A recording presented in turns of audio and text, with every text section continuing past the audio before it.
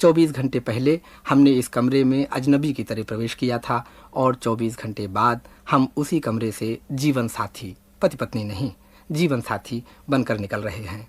ये नए वर्ष का प्रभात है जिसका स्वागत करने के लिए हम बाहर आए हैं। तो उस रात की याद आपके मन में किस तरह है, ये मैं जानना चाहता हूँ।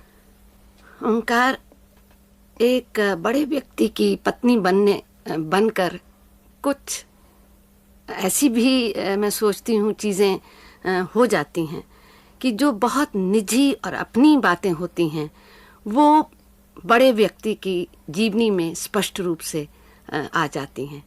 जब तक ये पुस्तक उनकी जीवनी की नहीं निकली थी, तुम जो कि हमारे परिवार से इतने निकट हो, इतना जानते हो बच्चन जी को, उसके बाद उनके एक तो तुम स्टूडेंट रहे और उसके बाद एक हमारे परिवार में तुम बस गए थे। शायद जब तक तुमने ये पुस्तक नहीं पढ़ी तुम्हें भी नहीं मालूम होगा कि बच्चन जी का और मेरा कैसे मिले, क्या संबंध रहा, किस रूप में मैं किस प्रांत की थी, कहाँ आई, क्यों आई, कैसे आई।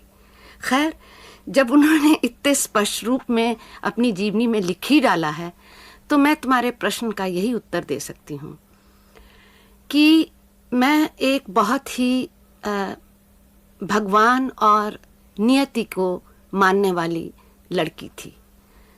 मुझे आज तक नहीं समझ आती कि मैं पंजाब में रहने वाली और एक ऐसे, ठीक है आज़ाद परिवार ज़रूर था, लेकिन मेरे पिताजी कोई ऐसे मुझे आज़ाद नहीं उन्होंने रखा था कि मैं जहाँ तहाँ घूम सकूँ, मिल सकूँ।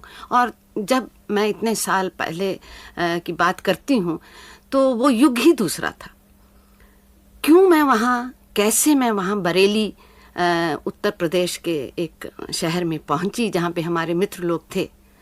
और मैं सोचती हूँ ओंकार, मैं ये तुम्हारे प्रश्न का उत्तर एक ही शब्द में दे सकती हूँ कि नियति ने कुछ मेरे लिए समझकर ही मुझे वहाँ बुलाया और मेरा संबंध एक ऐसे व्यक्ति से करवाया कि शायद मुझे उनके जीवन का दुख, उनके जीवन की तपस्या कुछ हल्की करनी थी।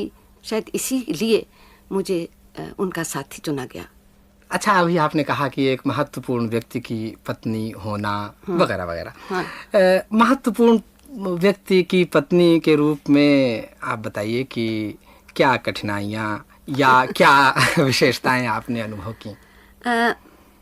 अब इतने साल बीत गए हैं तो मुझे तो वो कठिनाइयाँ भी कुछ ऐसी कठिनाइयाँ नहीं लगती।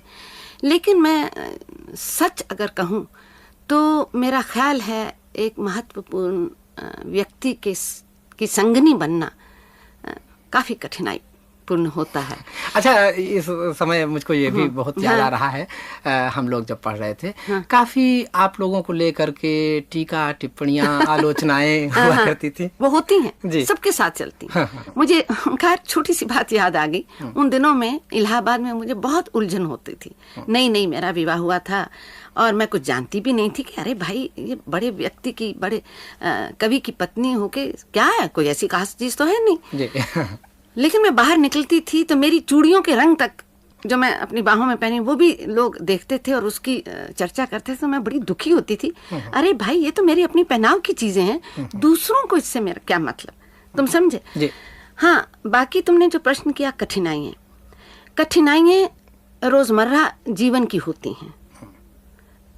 ये नहीं मेरा मतलब कहने का कि जो कवि है वो पुरुष नहीं है, लेकिन पुरुष होते हुए भी वो कवि ज़्यादा है। और कवि की पत्नी को मेरा ख्याल सबसे पहले ये समझ लेना चाहिए कि उसका जो पति है पुरुष होते ही भी वो उसकी जो कविपन है उसको ज़्यादा मान्यता देनी चाहिए। और मैं फिर ये कहूँगी कि शायद मैं बहुत छोटी थी, सालों में उम्र में मैं बच्चन जी से बहुत छोटी थी, लेकिन भगवान ने मेरे ऊपर इतनी कृपा की कि मैं बहुत शीघ्र ये समझ गई कि अगर मैंने इस व्यक्ति की पत्नी निभाना है और अपना जीवन इसके साथ सुख में रखना है तो मुझे सबसे अधिक बच्चन कवि को सबसे अधिक मान्यता देनी है। अच्छा, एक बात और दिमाग में आती है। हाँ। उस वक्त वो पन्ना मेरे सामने नहीं है, लेकिन हाँ, मैंने बोलो। जीवनी खूब ध्यान से पढ़ी है। हाँ। कहीं पर बच्चन जी ने लिखा है कि हर व्यक्ति में यानी हर पुरुष और हर नारी में ही पुरुष और नारी दोनों रूप होते हैं, और वो अपने लिए कहते हैं कि मुझ में शायद नारी रूप प्रधान रहा है। आप इसके बारे में क्या कहती हैं? हाँ, वो मेरा ख्याल संकेत उनका इसमें है कि हो सकता है कि मैंने उनकी बाहर की जितनी जिम्मेदारियां थीं वो मैंने संभाल ली। शायद इसलिए वो मुझे पुरुष समझते हैं और अपने को स्त्री समझते हैं। स्त्री जरूर वो ज्यादा हैं, क्योंकि वो उनका हृदय अधिक कोमल है जी। तो इसीलिए तो वो कवि हैं। जी हाँ, नहीं बिल्कुल। वो जो पहली बात आपने कही थी, महत्वपूर्ण व्यक्ति की पत्नी होना, अब आप एक महत्वपूर्ण व्यक्ति की माता भी हैं। क्योंकि अमिताभ, चिरंजीव अमिताभ, जो उसको हमारी सारी शुभकामनाएं, वो बहुत तेजी से नाम करता हुआ फिल्म के क्षेत्र में आगे बढ़ता जा रहा है। इस नई भूमिका में आपको कैसा लगता है? ओंकार, सबसे पहले तो मैं यही कहूंगी कि मैं बहुत ही सौभाग्यशाली हूँ।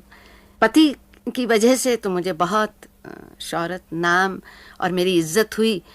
अब मैं जहाँ भी जाती हूँ मुझे मेरे बेटे की वजह से मुझे लोग और भी स्नेह और प्यार देते हैं। और एक माँ को इससे अधिक सुख, माँ या बाप हो, मेरा ख्याल वो अपने जीवन में अपनी संतान को बढ़ते देखते हुए जीवन में इससे अधिक सुख नहीं है, ओंकार। और मेरी ये इस वक्त एक हार्दिक प्रार्थना है कि भगवान ऐसा दिन तुम्हारे लिए भी लाए कि तुम अपनी संतान से भी ऐसा सुख पाओ। बहुत धन्यवाद आपको। अच्छा, अब जरा सा यहाँ के बारे में भी पूछ लें आपसे। यहाँ लंदन आप आई और 6-7 दिन ठहरी। क्या मूल प्रेरणा थी आपकी इस देश आने में? जब बच्चन जी बहुत साल पहले यहाँ कैम्ब्रिज में आए, उन्होंने अध्ययन किया और पीएचडी ली लिटरेचर की, तो मेरे वो 2-2.5 साल हम दोनों के एक बहुत ही कष्ट में रहे, इमोशनल कष्ट। और उस जमाने में रुपए पैसे की भी बहुत कमी थी, सच बताऊं, और ये सब एक था। और मेरे मन में हमेशा एक ये रहा कि कभी मुझे ऐसा दिन आए तो मैं ब्रिटेन में आऊं, लंदन आऊं और सबसे अधिक कैम्ब्रिज में जाऊं। और कैम्ब्रिज आप गई? तो कैम्ब्रिज जाना मेरे लिए एक ऐसे मुझे लगा एक मेरा तीर्थ स्थान है जी। क्योंकि उस जमाने में, उस समय मेरे पति ने आके यहाँ 18 घंटे अध्ययन किया और मुझे हमेशा लगता था कि प्रभु मैं किसी दिन कैम्ब्रिज जाऊं और कैम्ब्रिज की जो मट्टी है वो मेरे लिए बड़ी पवित्र थी। और मुझे कल उनके अब तो वो भी बुढ़े हो गए हैं, कल मैंने देखा और वो बीमार हैं, उनके जो ट्यूटर थे प्रोफेसर हेन और उनकी पत्नी से मिलने का मौका मिला और वो इतने प्यार स्नेह से मिले कि मेरा मन गदगद हो गया। अच्छा तेजी जी, एक अनुरोध आपसे और करना चाहता हूँ। एक कविता बच्चन जी की अगर आप सुना दे हमें। ओंकार, आवाज तुम तो जानते हो मेरी आजकल जरा बहुत ठीक अच्छी नहीं है। नहीं, ठीक नहीं है। जी। खैर, अगर तुम यही चाहते हो तो मैं सुना दूंगी, पर पता नहीं कैसे जाएगा। एक कविता है, रात आधी हो गई है। ये मुझे उनकी कविता बहुत ही प्रिय है, तो वही सुना जी। रात आधी हो गई है, जागता मैं आंख फाड़े, हाय सुधियों के सहारे, जबकि दुनिया स्वप्न के जादू भवन में सो गई है।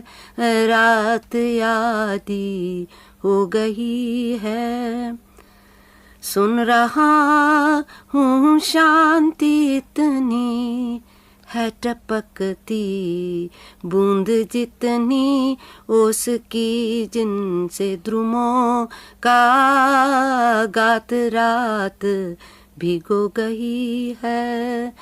रात आधी हो गई है, दे रही कितना दिलासा, आज झरोखे से जरा सा चांदनी पिछले पहर की पास में जो सो गई है, रात यादी हो गई है।